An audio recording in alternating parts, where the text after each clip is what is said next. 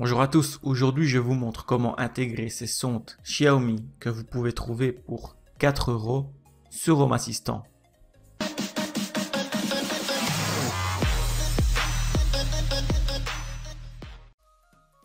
Pour pouvoir intégrer des sondes ou des devices en Bluetooth sur Home Assistant, vous avez deux possibilités.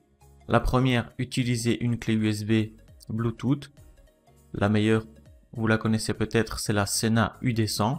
Malheureusement, elle coûte assez cher et elle est difficilement trouvable pour le moment. Personnellement, j'en ai une depuis environ 2 ans. Je lui ai mis une antenne 12 dBi et ça couvre toute mon habitation. La deuxième solution, si vous ne voulez pas débourser 50 € dans une clé USB, c'est ce qu'on va voir tout de suite via un ESP32 qui possède le Wi-Fi et le Bluetooth. On va tout de suite voir comment l'intégrer à Home Assistant. Mais tout d'abord, avant de procéder à l'installation de ces sondes, on va les flasher car elles ont un défaut, vous n'avez pas de retour visuel sur la batterie. Mais pour ça, je vous mets le lien du GitHub que vous voyez ici. On a notre ami qui nous a fait un custom firmware qui va vous permettre d'avoir un retour visuel sur la batterie. Pour procéder au flash, rien de plus simple. Soit vous avez le Bluetooth sur votre PC, si vous utilisez un PC portable ou un PC de bureau avec une antenne, et vous procédez directement de votre ordinateur. Si ce n'est pas le cas, pas de souci, utilisez votre smartphone pour vous connecter à ce lien. Téléchargez le fichier atc-thermometer.bin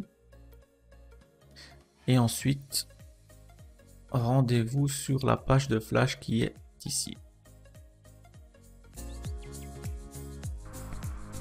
Connectez-vous directement à votre sonde Bluetooth, faites l'appairage et l'association. Une fois fait, vous voyez que la température et l'humidité sont inscrites directement sur la page.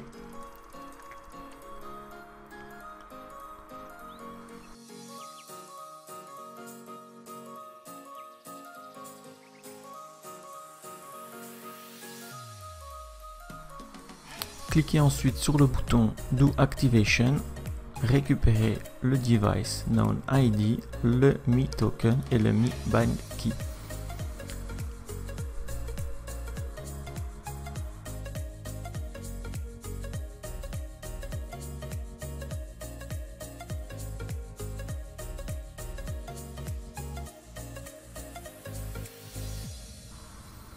Une fois tout cela copié dans votre éditeur préféré, il vous reste à flasher en choisissant le fichier préalablement téléchargé. Donc récupérez le fichier bin, ouvrez-le et cliquez sur Start Flashing.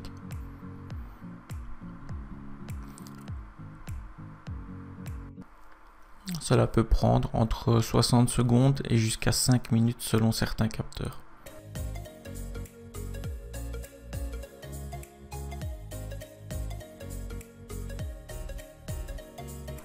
Si vous recliquez maintenant sur Connect, vous voyez que le nom de votre sonde a changé et débute par ATC.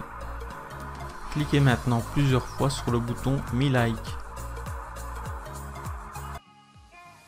Rendez-vous sur ASP Home. Cliquez sur le bouton plus pour ajouter un nouveau module que nous nommerons passerelle. Sur majuscule, passerelle BT.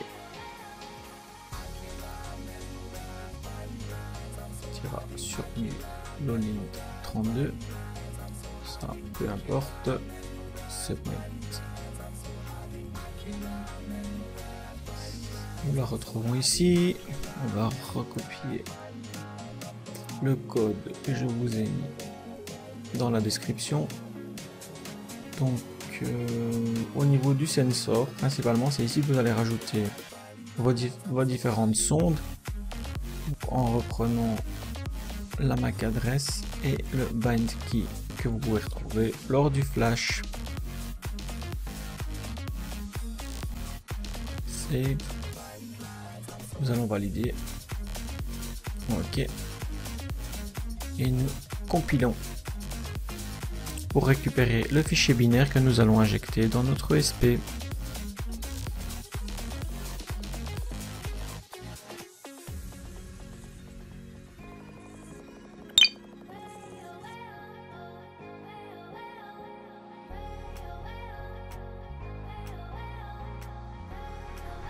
récupérez le fichier binaire, ouvrez ESP Home Flasher, sélectionnez le port COM, donc injectez le fichier binaire que vous venez de télécharger.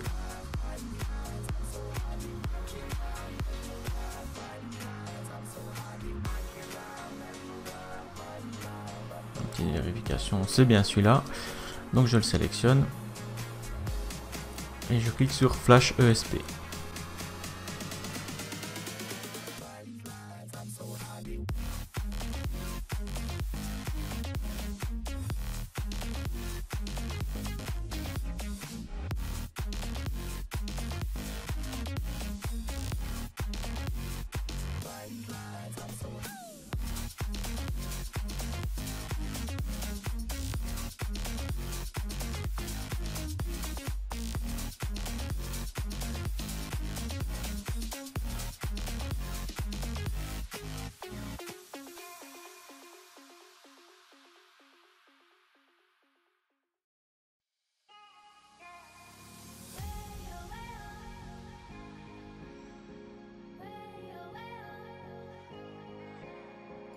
Nous pouvons ensuite nous rendre sur l'interface via le web serveur.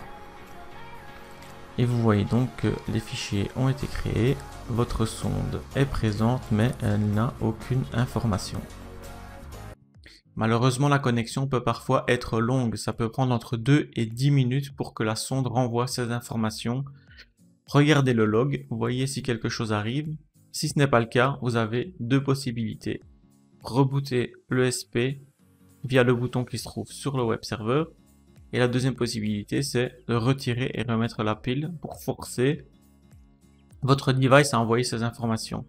Malheureusement, en faisant ça, il faudra vous reconnecter sur le device via l'interface du flasher et recliquer sur le bouton Me Like plusieurs fois, car cette information, en retirant la pile, est malheureusement perdue.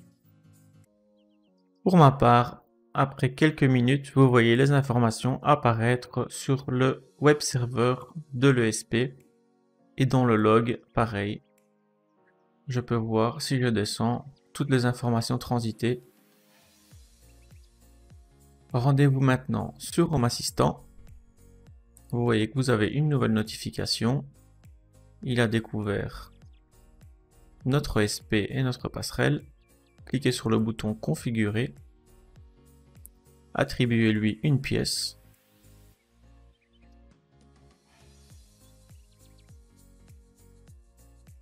Et nous allons voir tout de suite ce que nous avons comme information. Voilà notre sonde qui renvoie ces informations de batterie, d'humidité et de température. Vous pouvez donc l'intégrer sur votre Lovelace et ça vous fait une nouvelle sonde de température visible sur Home Assistant avec un retour visuel sur l'écran pour seulement 4 €. Voilà qui conclut la vidéo. Donc vous avez vu comment flasher l'ESP pour en faire une passerelle Bluetooth. Vous pouvez en mettre plusieurs pour couvrir votre habitation. Les sondes, c'est pareil, vous déclarez à chaque fois dans ESP Home votre sonde via sa MAC adresse. La bind key est devenue accessoire après le flash. Et donc rajoutez autant de sondes que vous voulez. On les vend par pack de 1, 2 ou 4 sur AliExpress ou sur Amazon. Je vous mets tous les liens dans la description. Si vous avez trouvé cette vidéo utile, n'hésitez pas, likez, partagez et abonnez-vous. À bientôt pour d'autres vidéos.